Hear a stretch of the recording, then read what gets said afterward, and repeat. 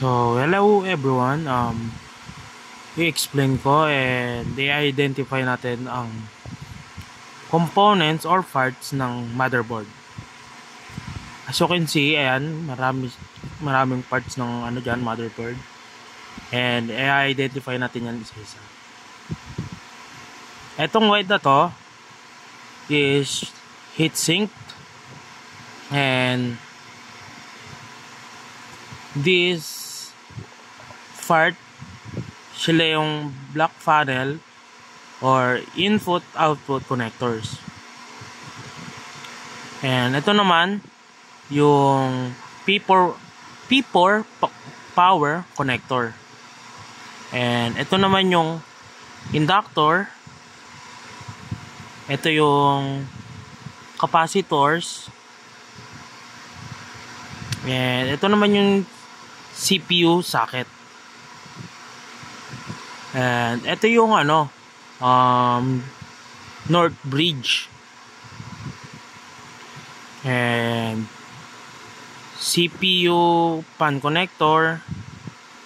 And screw hole.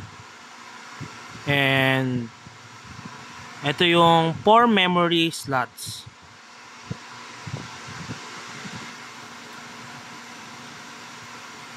And ito nung naman nasa baba, ito yung Super I/O. Itong black is floppy connector.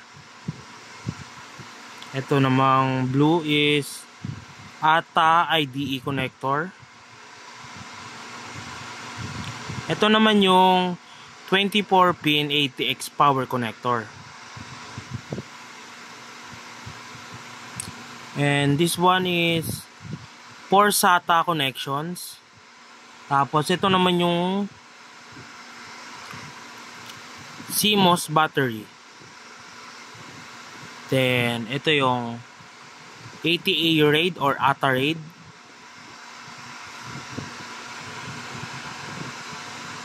Then ito naman yung system panel connectors.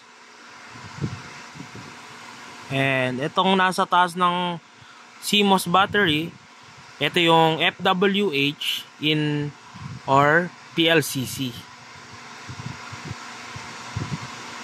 Then ito naman yung South Bridge. And ito yung serial port. Ito naman is USB headers. Then ito yung nasa gitna is yung jumpers. Then itong component na to, so you can see, ayan yung SATA RAID. Tapos sa taas niya yung integrated circuit. Tapos 1394 headers. Ito yon. Tapos ito naman SPDIF. Then ito CDIN.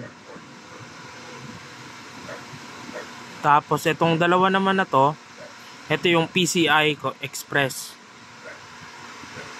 Then ito nung tatlong to, sila yung mahaba, which is sila yung PCI.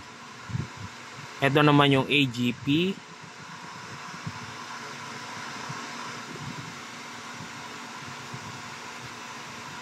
Then ito yung 3-pin pan connectors. Ayan lang guys. And sana intindihan nyo yung parts or components ng motherboards. And sana nakita nyo na maayos. Thank you so much.